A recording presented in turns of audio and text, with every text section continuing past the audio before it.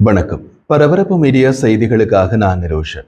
April 22ஆம் தேதி பஹல்காமில் நடந்த பேரழிவு தரும் தீவிரவாத தாக்குதலுக்கு பின்னர் இந்தியா பதிலடி கொடுக்கும் என்ற அச்சத்தில் பாகிஸ்தான் ராணுவம் கட்டுப்பாட்டு கோட்டில் அதிகரித்த எச்சரிக்கை மற்றும் வெளிப்படையான பதட்ட நிலைக்கு தள்ளப்பட்டுள்ளது. பாகிஸ்தான் ராணுவத்தின் முன்னர நிலைகள் மற்றும் பாகிஸ்தான் ராணுவ தளபதிகளுக்கு இடையிலான உள் தகவல் தொடர்புகளை இந்திய உளவுத்துறை இடைமறித்ததில் பாகிஸ்தான் ராணுவத்தின் சில உள்வீட்டு ரகசியங்கள் தெரிய வந்ததாக பாதுகாப்புத்துறை வட்டாரங்களில் கூறப்படுகிறது. பாகிஸ்தான் ராணுவத்தின் ஒரு ராணுவ அமைப்பு மிகவும் அமைதியற்றதாகவும் பெரிய அளவிலான இந்திய ராணுவ பதிலடிக்கு தயாராக இருப்பதாகவும் வெளிப்படுத்தப்பட்டுள்ளது. பகல்காம் சம்பவத்திற்கு பின்னர் சிறிது நேரத்திலேயே BHF சேனல் மூலம் உருது மொழியில் அனுப்பப்பட்ட முதல் இடைமறிக்கப்பட்ட செய்தி நிலைமையை மிகவும் மோசமாக விவரித்தது. பாகிஸ்தான் துருப்புகள் எப்போதும் இந்திய நிலைகளை நோக்கி பயிற்சி பெற்ற ஆயுதங்களுடன் அதிக எச்சரிக்கையுடன் இருக்க உத்தரவிடப்பட்டன. ஆர்ட்லரி சிஸ்ட பிரிவுகள் நேரடியாக தாக்குதலுக்கு தயாராக இருக்க அறிவுறுத்தப்பட்டன. வெடிமருந்து இருப்புகள் சரிபார்க்கப்பட்டன. மேலும் ZOE என்ற குறியீட்டு பெயரிடப்பட்ட ஒரு பிரிவுடன் ஒருங்கிணைப்பு கட்டாயப்படுத்தப்பட்டது. இந்த உத்தரவுகளின் அவசரமும் துணியும் தற்காப்பு நிலைகளை வலுப்படுத்தவும் பதட்டங்களில் திடீர் அதிகரிப்பால் வெளிப்படும் பாதிப்புகளை தணிக்கவும் போராடும் ஒரு கட்டளை அமைப்பை பிரதிபலித்தது. இந்த எச்சரிக்கை உணர்வு அதே நாளின் பிற்பகுதியில் VHF சேனல் மூலம் உருது மொழியில் அனுப்பப்பட்டு இரண்டாவது முறையாக இடைமறிக்கப்பட்ட மற்றொரு தகவலின் மூலம் மேலும் அதிகரித்தது. பாகிஸ்தான் ராணுவத்தின் இரண்டாவது தகவல் நிலைமை முன்பை விட மிகவும் மோசமாகிவிட்டதாக தெரிவித்தது. பாகிஸ்தான் தற்காப்பு கோடுகளிடையே சோர்வு மற்றும் அதிகரித்து வரும் அழுத்தத்தை இந்த செய்தி குறிப்பிட்டது. மேலும் பாகிஸ்தான் ராணுவத்தின் மார்கூர் பிரிவின் காப்பு அதாவது பேக்கப் தேவை என்றும் அழைப்பு விடுத்தது. பாகிஸ்தான் ராணுவத்தின் மார்கூர் பிரிவு என்பது நீண்ட தூர 155 மில்லிமீட்டர் ஆர்ட்லரி சிஸ்டங்களுடன் கூடிய மலை ஆர்ட்லரி சிஸ்டம் பிரிவு. இந்த படைப்பிரிவு பாகிஸ்தான் ராணுவத்தின் முன்னரணில் இல்லை. 155 மில்லிமீட்டர் ஆர்ட்லரி சிஸ்டம் போன்ற நீண்ட தூர ஆயுதங்களை நிலைநிறுத்துவது முன்னணியில் உள்ள பலவீனங்களை ஈடு செய்ய பாகிஸ்தான் பின்புற ஆர்ட்லரி சிஸ்டங்களை நம்பியிருப்பதை அடிக்கோடிட்டு காட்டுகிறது. குறிப்பாக எல்லை கட்டுப்பாட்டு கோட்டின் கரடுமுரடான நிலப்பரப்பில் இந்தியாவில் நிரூபிக்கப்பட்ட ஆர்ட்லரி சிஸ்டங்களின் மேன்மையினை கருத்தில் கொண்டு பேக்கப் தேவை என்று கோரியுள்ளார்கள் என்று எடுத்துக் கொள்ளலாம். அச்சுறுத்தலுக்கு பதிலடி கொடுக்கும் விதமாக பாகிஸ்தான் ராணுவம் தொடர்ச்சியான அவசர நடவடிக்கைகளை எடுத்துள்ளது. பாகிஸ்தான் ராணுவம் விமானப்படை மற்றும் கடற்படை முழுவதும் பணியாளர்களுக்கான விடுமுறைகள் ரத்து செய்யப்பட்டுள்ளன. மேலும் கூடுதல் துருப்புகள் முன்னோக்கி தளங்களுக்கு அனுப்பப்பட்டுள்ளன. தரை, வான் மற்றும் கடல்சார் தளங்களில் ரோந்து அதிகரித்துள்ளது. பாகிஸ்தான் ராணுவத்தின் அனைத்து கிளைகளும் அதிக எச்சரிக்கையுடன் வைக்கப்பட்டுள்ளன. பாகிஸ்தான் அரசாங்கம் இந்திய ராணுவ நடவடிக்கையில் விரைவில் நிகழும் என்று பகிரங்கமாக எச்சரிக்கும் அசாதாரண நடவடிக்கைகளையும் எடுத்துள்ளது. தகவல் அமைச்சர் அத்தாவுல்லா தரார் 24 மணி முதல் 36 மணி நேரத்துக்குள் இந்திய தாக்குதல் குறித்து நம்பகமான உளவு தகவலை அறிவித்துள்ளார். இந்த நடவடிக்கை இந்தியாவை தடுக்கவும் பாகிஸ்தானுக்கு ஆதரவாக சர்வதேச கருத்தை திரட்டவும் மேற்கொள்ளப்பட்ட முயற்சியாக பரவலாக விளக்கப்படுகிறது. களத்தில் கட்டுப்பாடு கூடு முழுவதும் போர் நிறுத்த மீறல்கள் குறிப்பிடத்தக்க அளவில் அதிகரித்து வருவதால் நிலமும் மேலும் மோசமடைந்துள்ளது. பாகிஸ்தான் ராணுவ துருப்புகள் தமது முன்னரன் தளங்களான துட்மாரி, காலே, ராம்பூர், நவ்ஷேரா, சுந்தர்பானி, அக்னூர் மற்றும் பிற பகுதிகள் உட்பட பல பகுதிகளில் தூண்டப்படாத சிறிய ஆயுத தாக்குதலை தொடங்கியுள்ளன. இது இந்திய படைகளிடமிருந்து பயனுள்ள பதிலடி தாக்குதலை தூண்டியுள்ளது. இப்போது இரவு நேரங்களில் நடக்கும் இந்த சம்பவங்கள் காரணமாக எல்லை கிராமவாசிகள் தங்கள் தரையடி சுரங்கங்களை தயாரிக்க வேண்டிய கட்டாயத்தில் உள்ளனர். இது பெரிய அளவிலான மோதலுக்கான உறுதியான அச்சத்தை காட்டுகிறது.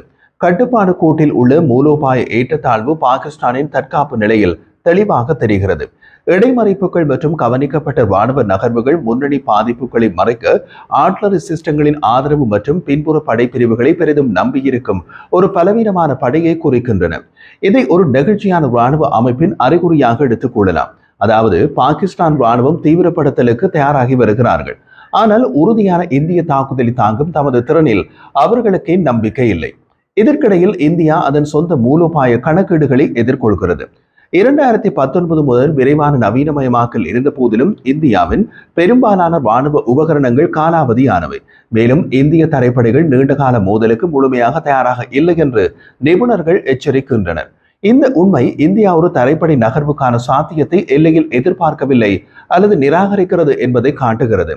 சர்ஜிக்கல் தாக்குதல்கள் அல்லது சிறப்பு படைகளின் தாக்குதல்கள் போன்ற பெரிய அளவிலான ஆபத்தான நடவடிக்கைகளையே பதிலடி கொடுக்க இந்தியா தேர்ந்தெடுக்கிறது என்பதை ஓரளவுக்கு காட்டுகிறது. அவை பாகிஸ்தானின் பாதுகாப்பு பலவீனங்களை வெளிப்படுத்தலாம் அல்லது கட்டுப்படுத்த முடியாத தீவிரத்தை ஏற்படுத்தலாம். இடைமறைக்கப்பட்ட தகவல் தொடர்புகள் மற்றும் அதை தொடர்ந்து வந்த ராணுவ பணிகள் இந்திய பதிலடி பயத்தால் பிடிக்கப்பட்டு பாகிஸ்தான் ராணுவத்தை வெளிப்படுத்துகின்றன. வேகமாக மோசமடைந்து வரும் பாதுகாப்பு சூழலுக்கு மத்தியில் பாகிஸ்தான் தரைப்படைகள் பாதுகாப்பையும் திட்ட வலிமைகளையும் வலுப்படுத்த போராடுகின்றன. பாகிஸ்தான் ஆக்கிரமிப்பு காஷ்மீர் POK பகுதியில் சர்ஜிக்கல் தாக்குதல்கள் அல்லது சிறப்பு படைகளின் நடவடிக்கைகள் என்றால் அவை இங்குள்ள தீவிரவாத இயக்கங்களின் தளங்களை குறைவைக்கும் விதத்தில் இருக்கும் என்பதில் ரகசியம் ஏதும் இல்லை. அது பாகிஸ்தான் உளவுத்துறைக்கும் தெரியும். பாகிஸ்தான் உளவுத்துறை இப்போது பாகிஸ்தான் ஆக்கிரமிப்பு காஷ்மீர் பகுதியில் உள்ள தீவிரவாத முகாம்களை காலி செய்து வருவதாக கூறப்படுகிறது. இந்திய பாதுகாப்பு படைகள் தீவிரவாத எதிர்ப்பு நடவடிக்கைகளை தீவிரப்படுத்தி சுற்றுலா தலங்கள் மற்றும் பூங்காக்களை மூடி தாக்குதலுக்கு காரணமானவர்களை தேடி வரும் நிலையில் இந்த நடவடிக்கை எடுக்கப்பட்டுள்ளது. தாக்குதல் நடத்தியவர்களில் 2 பாகிஸ்தானியர்கள் என்றும் ஒருவர் ஹாஷிம் மூசா என்ற முன்னாள் SSG பாரா கமாண்டோவாக இருந்து பல கொடிய தாக்குதல்களுடன் தொடர்புடையவர் என்றும் உளவுத்துறை வட்டாரங்கள் தெரிவிக்கின்றன. இந்திய உளவுத்துறை அமைப்புகள் பாகிஸ்தான் ஆக்கிரமிப்பு காஷ்மீர் பகுதியில் உள்ள 42 தீவிரவாத முகாம்கள் மற்றும் பயிற்சி மையங்களை குறிவைத்து தேடுதல் வேட்டையில் ஈடுபட்டது.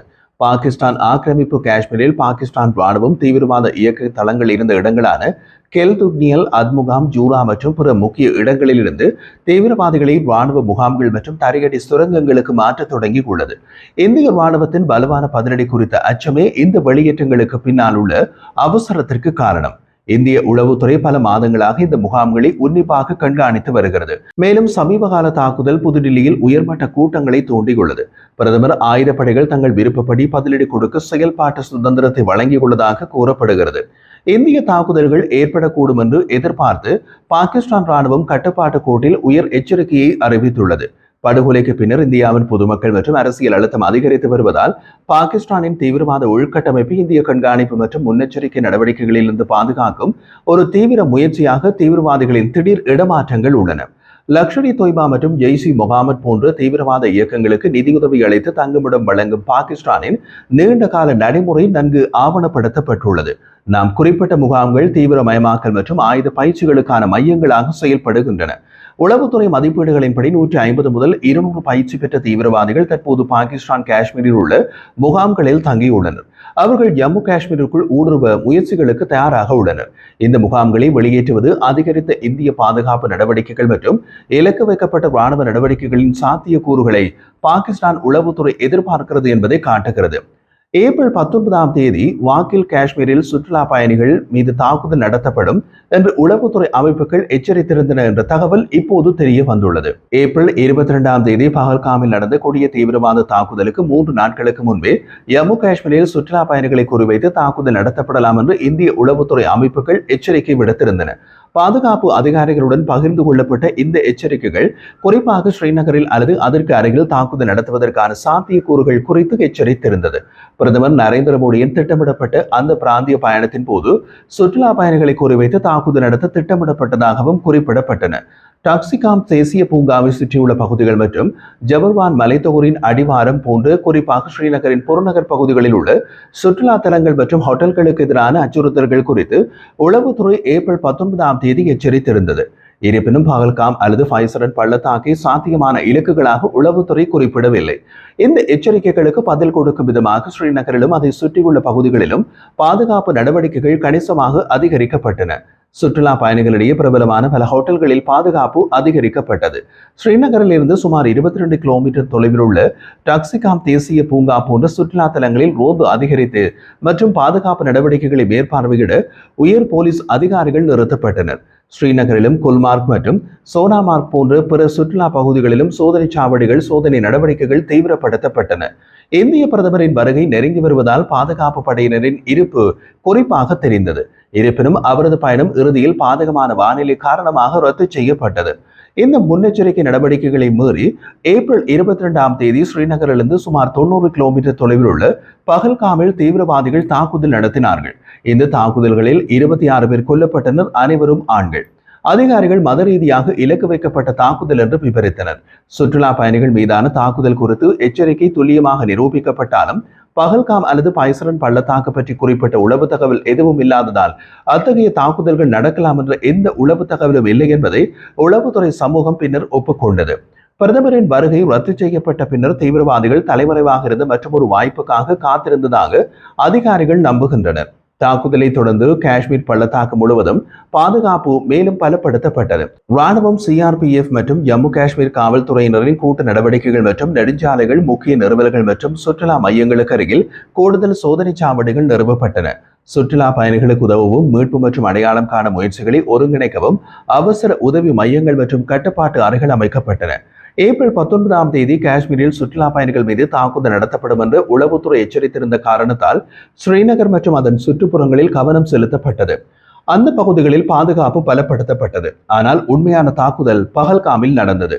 ஒருவேளை இறுதி நேரத்தில் தாக்குதல் நடத்தப்படும் இடத்தை தீவிரவாதிகள் மாற்றியிருக்கலாம் என்ற சாத்தியமும் உள்ளது. இது பல பாதிக்கப்படக்கூடிய இடங்களை கொண்டு ஒரு பிராந்தியத்தின் உளவுத்துறைகள் செயல்படுவதில் உள்ள சவால்களை எடுத்து காட்டுகிறது.